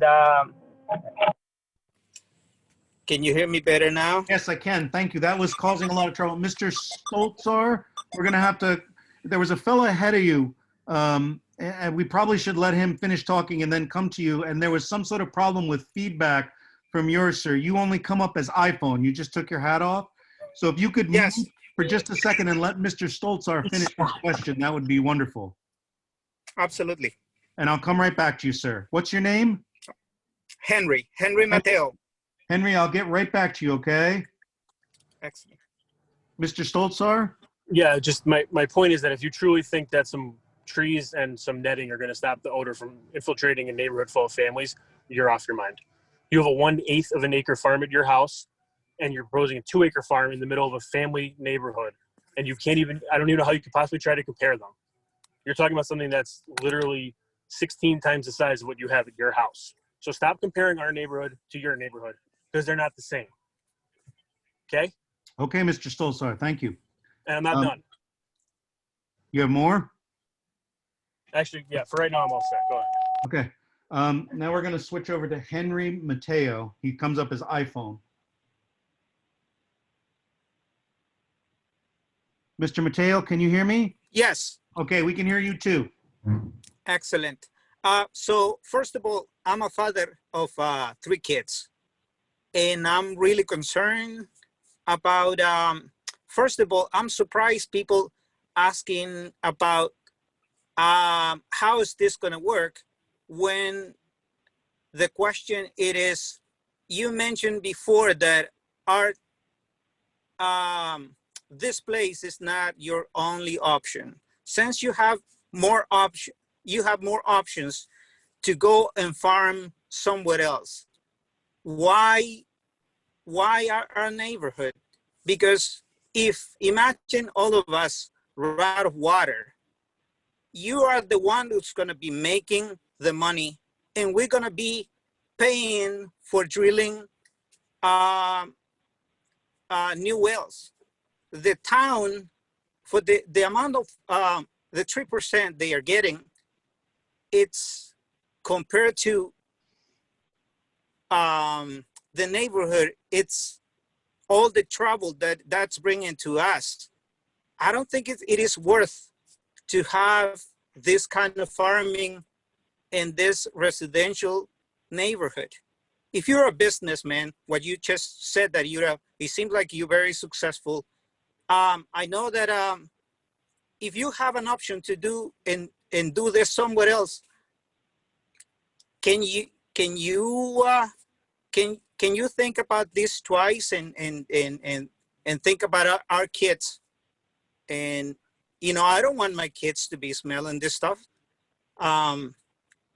We're trying to have and grow our kids and teach our kids to grow in an environment that is not contaminated. So I would really appreciate if you would think about this for a second and think about our families too. Yes, sir. Thank you. Thank you. I'm going to go this way first. Mindy Cushy. Yes, I agree. I do not agree with this at all. I have 2 very small children, and I recently moved here about 3 years ago because I like the small community feel, and I do not believe that growing marijuana in this little area is a good idea. Thank you. Next, Jasmine Carpenter had her hand up and hasn't spoken yet. Yeah, hi. So my property completely abuts this. This is my backyard that you're putting this in. I'm at 318. This is my backyard. I just moved here with my 2 children. And I have so many concerns about privacy, as you're going to have people walking around literally in my backyard. And I have 2 children. Do you do background checks on the people that work for you? We're obliged to do background checks. No one who has any sort of record can be hired. Literally, every single hire has to be background checked. It's a $500 process just to get them hired. Anyone flags up, they're immediately off.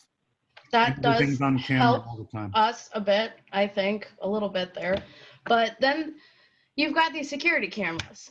And what's their distance? And do I have to worry about, my kids running around in their bathing suits in the summer? And do I have to worry about my own privacy? And then what kind of fencing may be put up on my side? So now I'm stuck in a cube. Like, I'm not understanding maybe the privacy aspect of this. So the way that the cameras work, the Did you see the picture of the? Yeah, I've been here the whole time. The outward facing cameras, and I understand they're infrared. What's their distance? What's going to be picked up, and what are these people who work for the security people going to be like looking at? I don't know them. I don't love the idea of my house being potentially on camera all the time and my children being on camera. I mean, I don't put my kids up on Instagram. I don't need some guy sitting in an office looking at pictures of my kids running around in bathing suits here. Well, and I know they do their own checks, but people are weird. So people are weird. I'll go on that one with you. The cameras have to point in, so they point into the grow. They don't point out.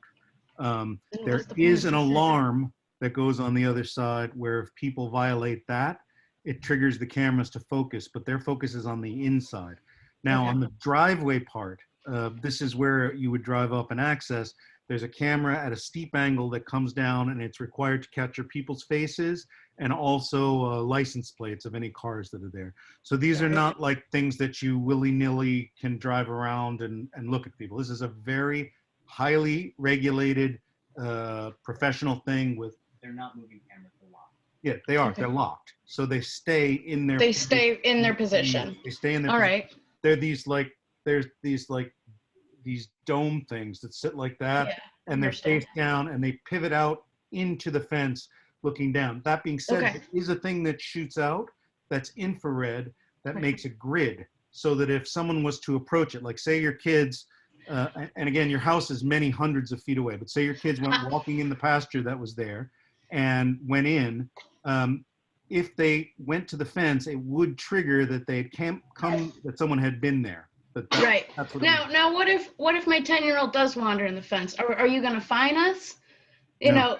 I mean, there's a concern as well. Like, kids are curious and they like to explore the woods. I mean, yes. I can't imagine any of my neighbors would be mad if my 10-year-old popped out into their backyard. And, it happens. So well, I'm not supposed to reference my house. Kids come all the time. It's locked. They can't get in unless they have a key card. So they will not be able to get in to access the camera. I guess my concern isn't access. I'm also like, if you're going to be here, it'd be nice to know that the kids aren't going to be getting in trouble because they accidentally stumble upon this or anything. You're not going to press anything against us for trespassing. Yeah, I'm not going to. Because of that. All right. What's that? Well, that helps answer the questions that I had left. That wouldn't be happening. 1 second, Lauren.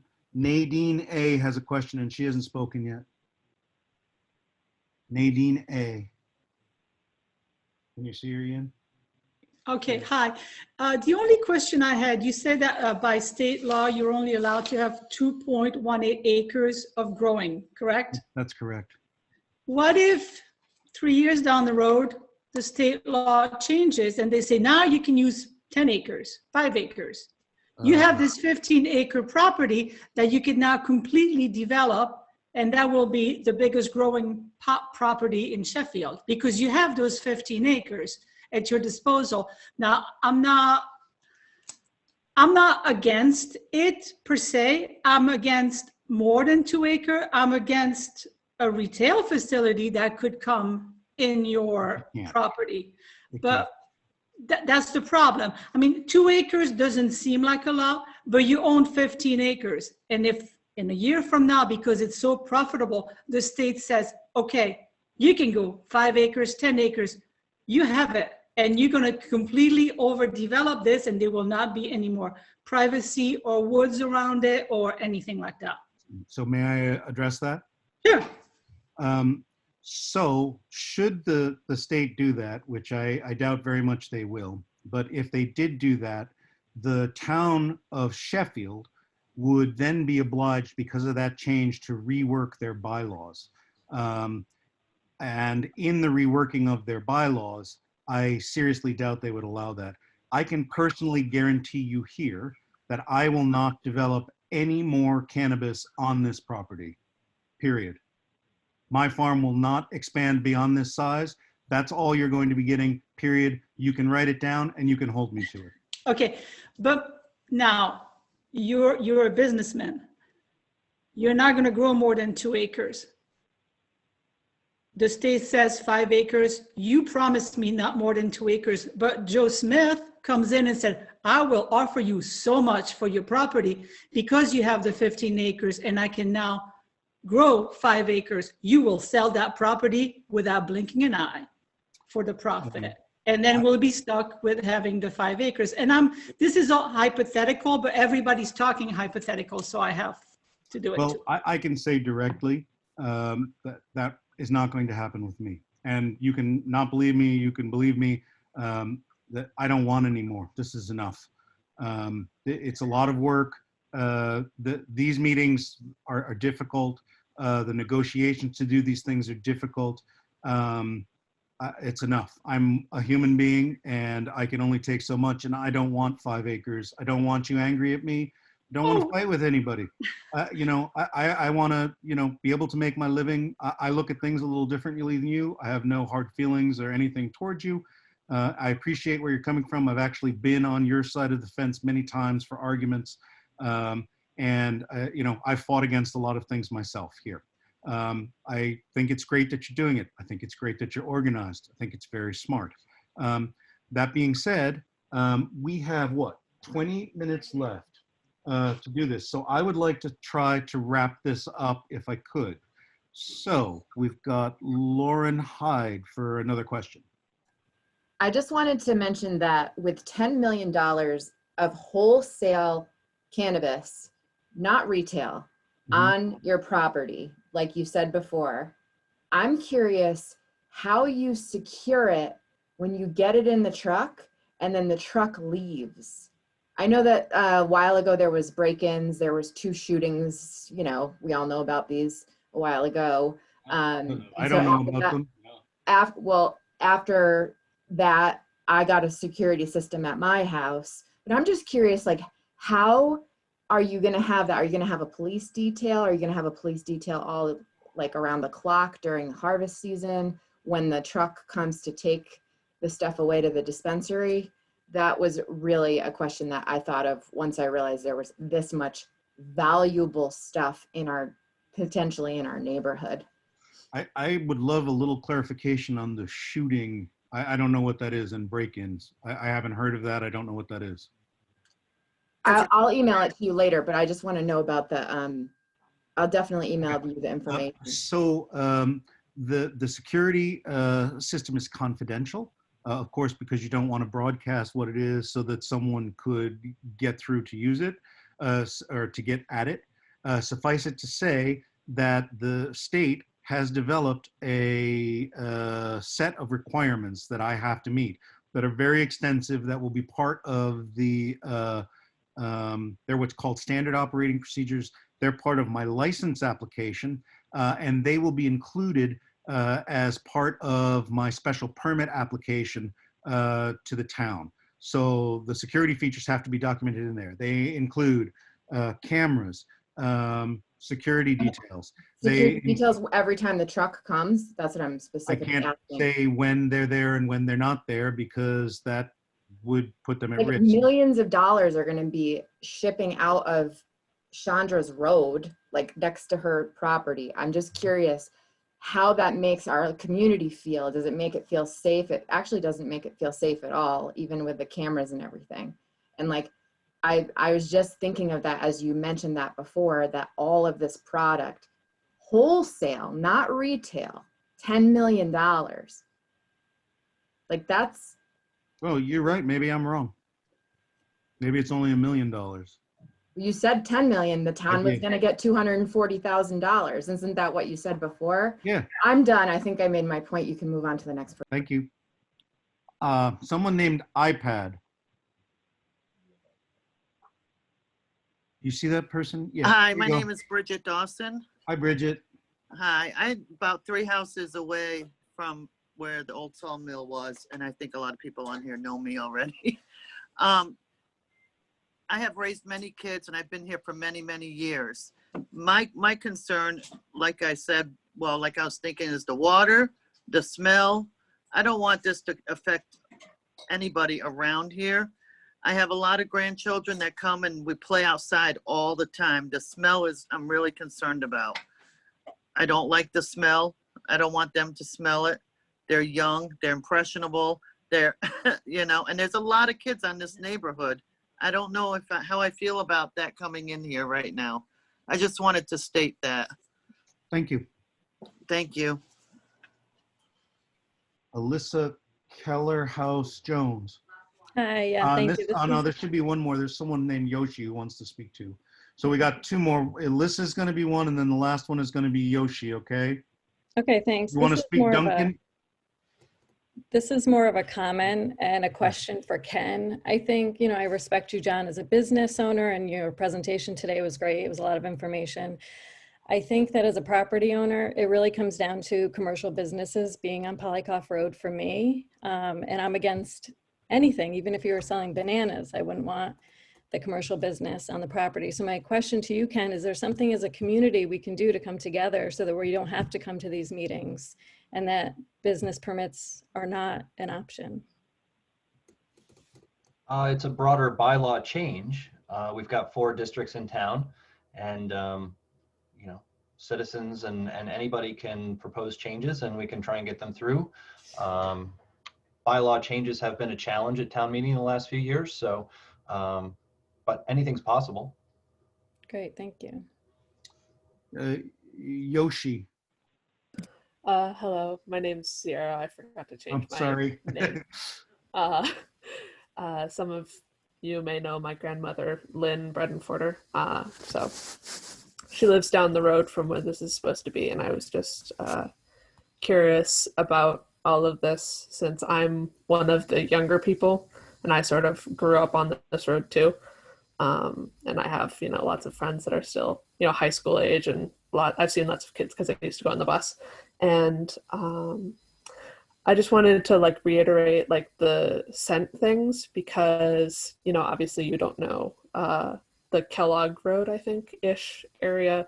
You don't know what they're doing for their scent stuff because, you know, I've been on Route 7 before and you can smell it in the car there, but, you know, they might not be doing anything at all. So you guys are doing lots of stuff, and there's possibly other things you could do on top of it to minimize smell. Would you like me to talk about that? Yes, please. Okay. So again, 2 of the features that are 3 things that are done at this point in the design are 1, distance. So there's a great distance between any of the houses and the canopy, great distance being more than 600 feet. 500 feet is what the state requires for a distance from a school. We got the fence, right, which impedes airflow, doesn't completely stop it. Then we have the walls of the trees that are all around it. In addition to that, there is technology that can be deployed on the fence itself or outside the fence that sprays a very fine mist of an enzyme. And that enzyme is a reactive substance that binds with any of the terpenes. It's an organic substance, completely biodegradable, that binds with the terpenes and breaks them. And in the breaking of them, it makes them so they're no longer capable of smelling.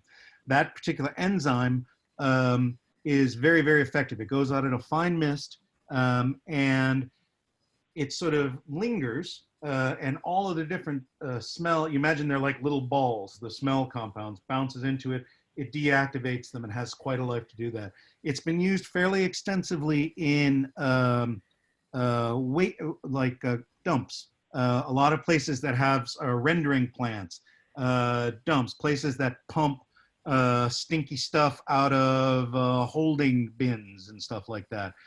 So it's a technology that has to be green because it's being used in airborne, and it's can be mounted both on the outside of the fence or it can be mounted on wheels, and it actually can be moved to different parts of the premises depending on what the airflow is. So if the wind, imagine, was coming out of the north, you could deploy the stuff on the south side and be able to spray it. Similarly, the prevailing wind is from the west, you could deploy it on the east side and stop anything from going that way. So that's another option should it be required that has been used at industrial scale to handle bad smells or smells that people don't like. Does that answer your question? Yeah, I just want to like sort of say this to everyone because I know like there's lots of people that probably like they're very unhappy about it being cannabis, and I'm sort of the opinion that it's just, you know, it's another crop. It's like there's a decriminalization sort of thing that has to happen because we don't know enough about it, and like in terms of science things, and it's like a very good thing for people. Like I know people that like it helps them like medically, and it's, you know, it's not bad. Like it's not as bad as people like sometimes like to think it is. And I just and the enzyme thing probably sounds scary to people, but it's just science. It's just a chemical reaction, like, you know, Organic tantamount to like, you know, something a little simple. I don't want to take up too much time, but I'm like, you know, I don't think this is too terrible. And like what you guys want to like do to make it as, you know, not intrusive as possible, I think it's very, you know, good. You guys didn't have to, you probably don't have to do as much as you want to do, but you know, you're trying to make an effort here, and I appreciate it. Well, thank you very much. And I think if you all don't mind, I'm going to close. And you're going to have a number of opportunities to grill me in the future. Economically, this is a growing industry. It's $1 billion in Massachusetts alone, moving from state to state to state. It's viable. Young people like it. It's a different kind of economy than the service economy that we're typically doing. And while I appreciate new things are scary, it's not really that new because you have 2 facilities already in town that are outdoors. You haven't had real estate value collapses. You haven't had crazy smells. The water situation concerns me, and that requires some study. And I promise you, I will delve into that in depth to find out what's going on with it. Thank you very much for participating with us, and thank you all for staying very civil. These things can become uncivil very quickly, and you all were very polite to me, and you didn't really have to be, so thank you. I appreciate it. Can I just chime in one quick thing real quick? I can't see who that is. It's Sam Stolzar again. Okay, go ahead, Sam. Yeah, I just want to just make one simple comment. You talk about being a good neighbor and all this other stuff, but you also made a comment about how this is America and you're a businessman and you're going to do what you want, and that shows your true colors. I just want you to know that it's been duly noted, okay? Yeah, I get the impression you have of me, Sam. Thank you very much. Yeah, you're welcome. Okay. Thank you. Bye.